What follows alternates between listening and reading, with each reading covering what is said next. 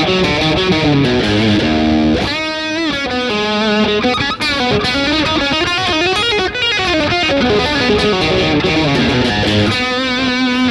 morning, everyone. Just to give you an update, today is the 2nd of January here where I live, and as you can remember, if you can remember in my last video, I had some bad allergies. Turns out it was actually flu. Sorry about that. So now I'm just recovering from cough and colds. And I mentioned on the other video that I couldn't say how the Fender Vintera 2 plays after a refret, at least on my feel, how it plays to me, how it feels, and because I did all the modifications and I did all the things that I had to do to modify it, like holding tools and all this. Most of the time when I do it, and then right after I finish doing the modifications and setting up the guitar for playing, usually I couldn't tell if it's nice or not because of the way my hand worked many hours before playing guitar, if you know what I mean. Like, for example, if I remove the strings on the guitar and maybe I do a restring. So most of the time when I do a restring, I would polish the frets, check if there are unlevel frets, so that before I restring the guitar there won't be any buzzes or anything like that. So most of the time I do like the whole setup before I restring. I would check for high level frets, maybe reground some of the frets that are already flattened by playing. And if I do that, like for example, if I reground a fret before I restring a guitar, holding the tool, it's like my hand is getting familiar with holding the tool the whole time. And when I set up the guitar and play it right after I do a setup, or right after I do a recrown, and then I play a guitar, it feels wrong. Like my hand couldn't tell if it's nice or not. So what I do is I just leave the guitar, play some other guitars, which also feels weird to me because of the feeling on my hand, like after using tools and all this, doing some different motions on my hand. I like playing guitar on the fingers. So I just leave the guitar maybe a day or half a day, and then I come back to try and play the guitar again to see if it feels nice or not. So for this guitar, I would say it's okay.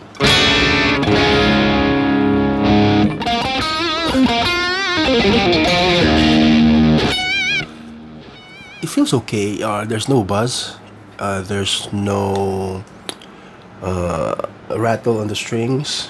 So I think I've cut the nut properly. Although I feel like I haven't cut it like down to its lowest point on the first fret. Because right now it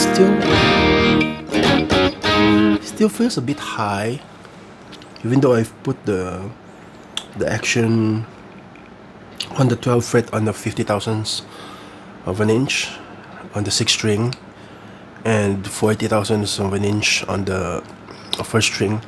And then I did the radius, so I use a radius gauge. I can't find mine right now.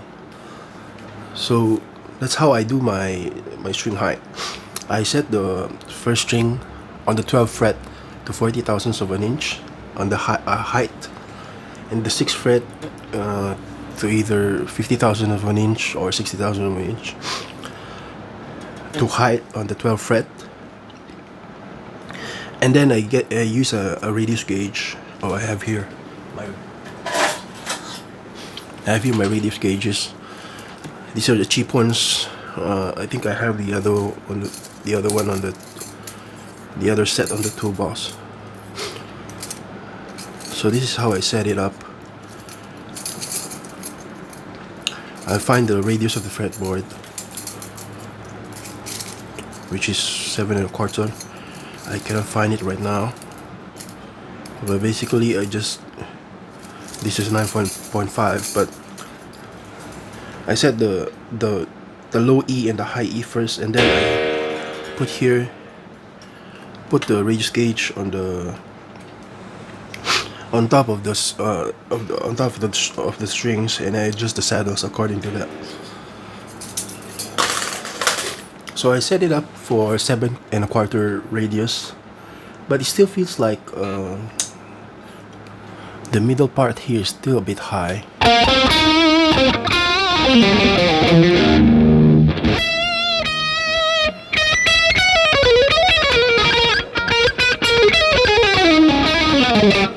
And I feel like my fingers are not very comfortable with that height. So the relief is okay. It's on the right. It's on the exact height of the relief of the neck. It's about 60 thousandths of an inch on the 6th fret when the 1st fret is fretted. So I don't know if it's still a bit too high. Maybe it's too curved. I don't know, but it's either that or I still need to file down my nuts, the nut slots, the string nut slots. Maybe I still need to file it down.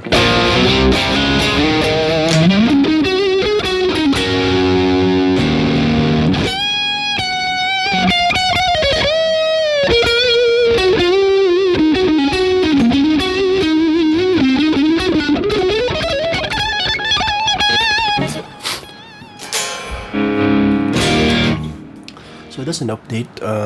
I wanted to measure the width of the neck at the nut and the width at the 12th fret. But the problem is my caliper just died on me. I don't know why. I tried changing the battery, but it's faulty now, so I cannot use it. I cannot give you an accurate measurement right now. What I can say is it didn't. The jumbo fret wires didn't really change the feel. It's just that now it feels slightly. The string feels a bit high, especially in the middle part here. I mean, in the middle string.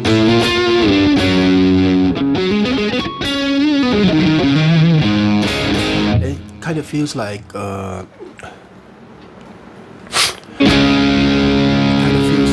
still needs some adjustment on the nut. Either that, or I adjust the relief to maybe about 50 thousandths of an inch. No, I mean it's not 60 thousandths of an inch. It's 6 thousandths of an inch.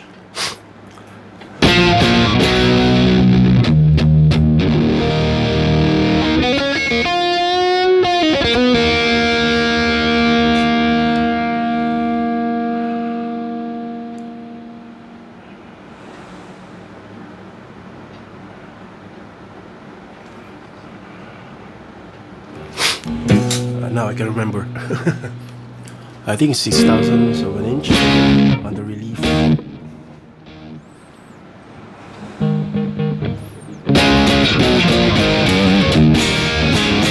Because I use a Music Nomad neck relief gauge. I bought that instead of using those cheap feeler gauges, because most of the time those feeler gauges they rust, and then they just poison everything in my toolbox. Like, they give rust to everything in my toolbox. So I just bought the Music Nomad, and I use that one to set up my relief, the relief on my neck.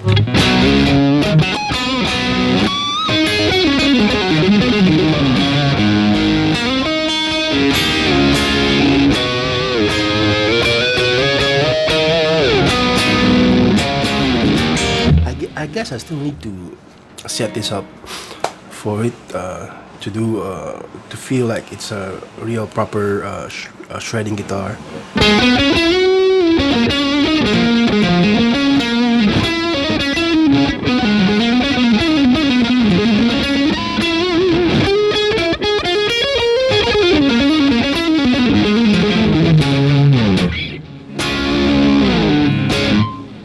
But I can still play on it nicely.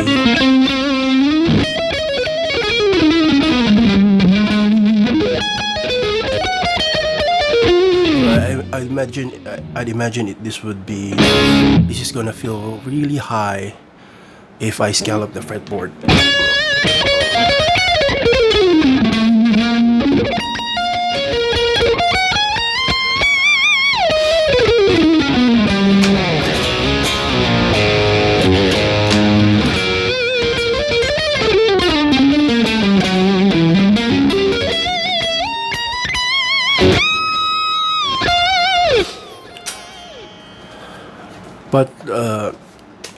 But I think I refit it really nice.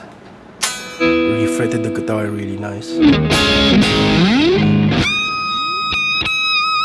Because I can do the bends on the 21st fret, like from C sharp to E.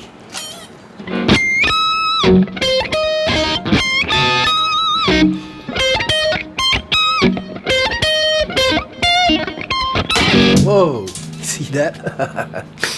I tried bending from C sharp to F sharp, and I broke the string. One thing to note about not having scallop fretboard: you cannot do that if your board is flat, because scallop fretboard helps you in not only in bending, like do those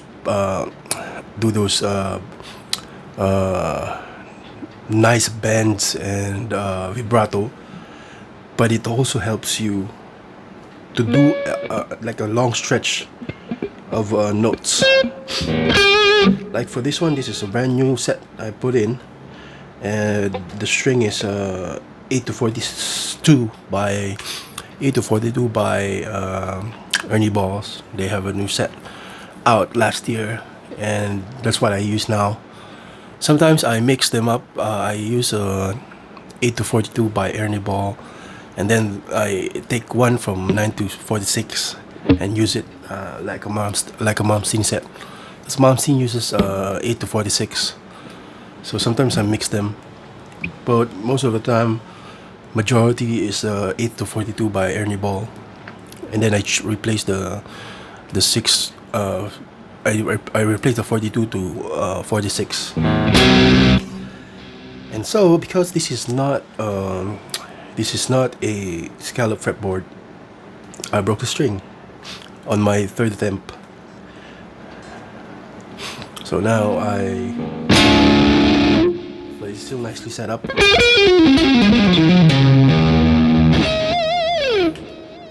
Yeah.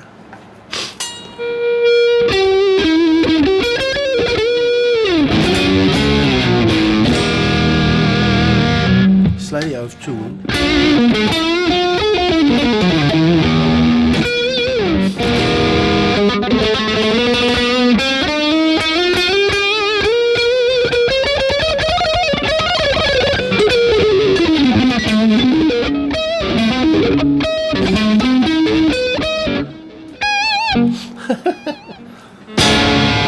So with that breaking of a string, I bid you goodbye. Tomorrow I will be flying back to the Philippines to settle some things again, and I will be back in a week. So I won't be posting any vids. Excuse me. I will not be posting any videos for this coming week. So Happy New Year, everyone, and I hope you have a prosperous year ahead.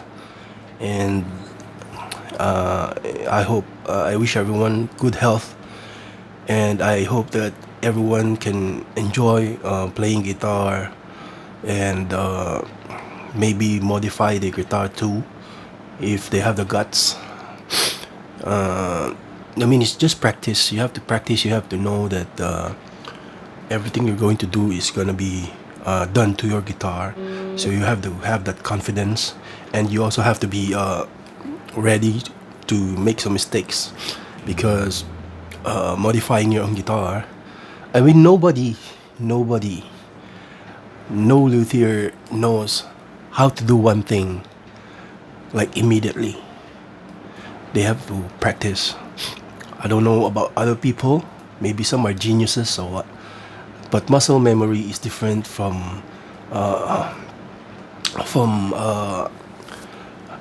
muscle memory is different from intellectual ability. Like, you know, if you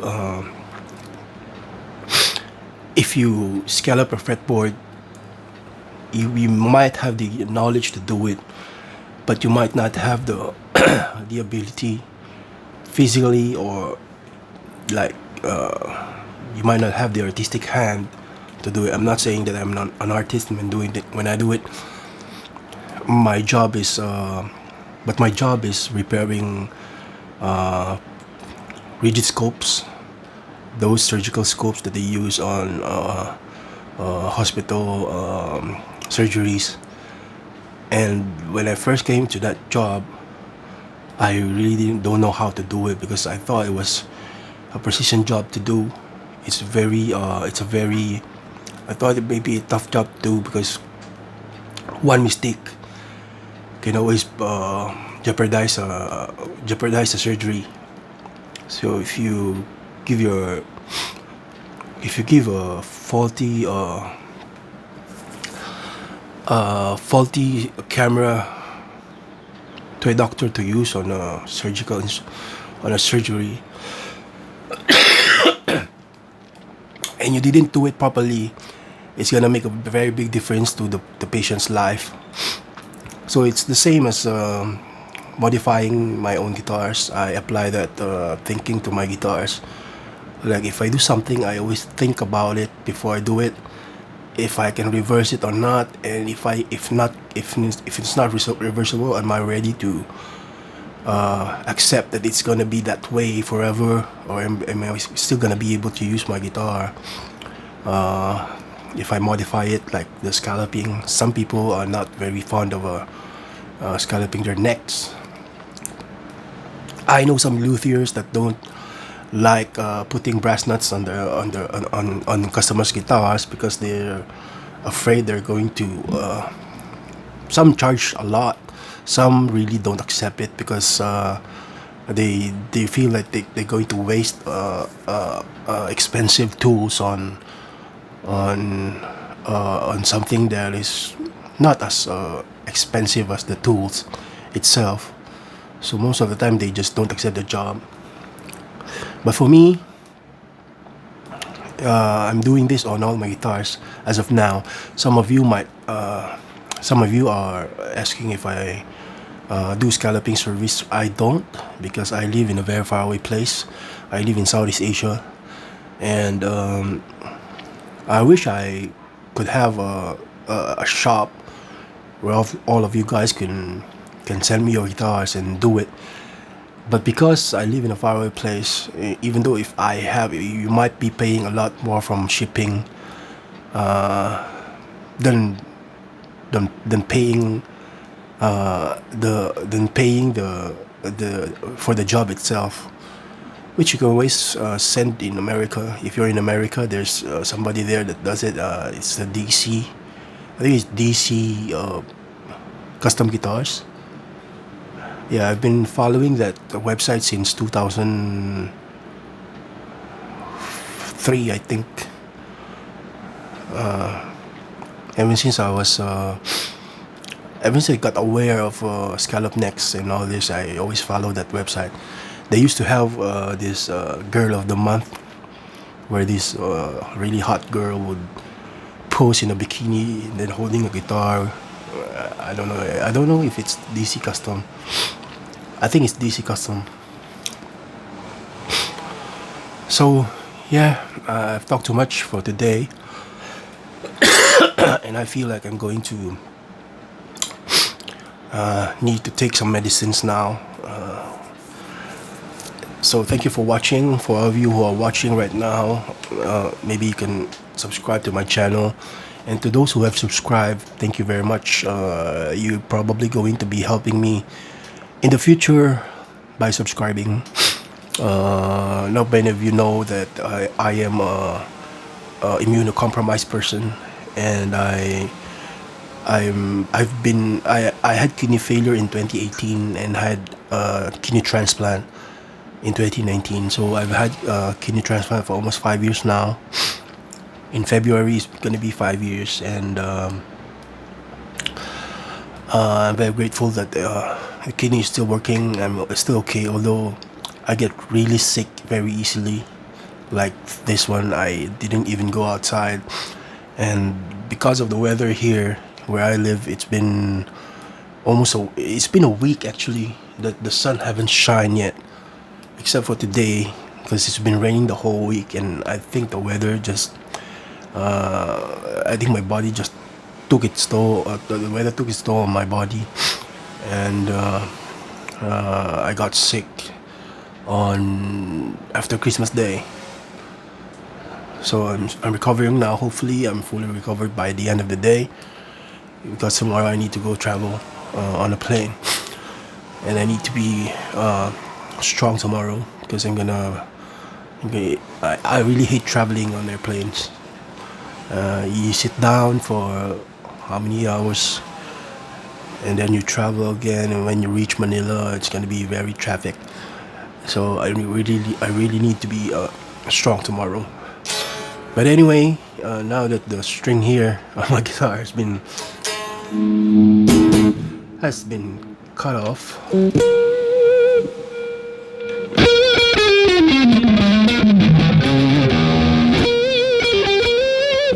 I'm surprised it's still untuned. Okay,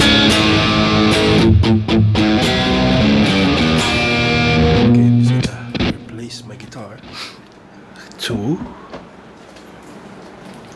this one that I have lying around.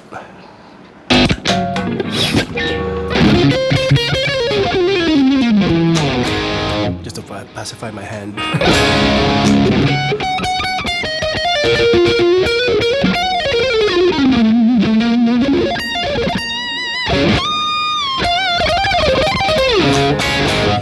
This is a Fender Japan traditional 2 70's Strat in natural finish with ash body. Yeah. So that's it for today, and thank you for watching. Once again, thank you to all my subscribers. There are now 419 of you, and I hope other people that watch can subscribe to my channel or like it, and maybe share it if you want. I don't know. I'm gonna be honest with you, I don't know if it's worth sharing, but it's not very hard to do. So if you want, you can share it too. But thank you very much, and I'm very grateful for all of you who are watching. So let's say goodbye for now. We'll see you in about a week, and rock on.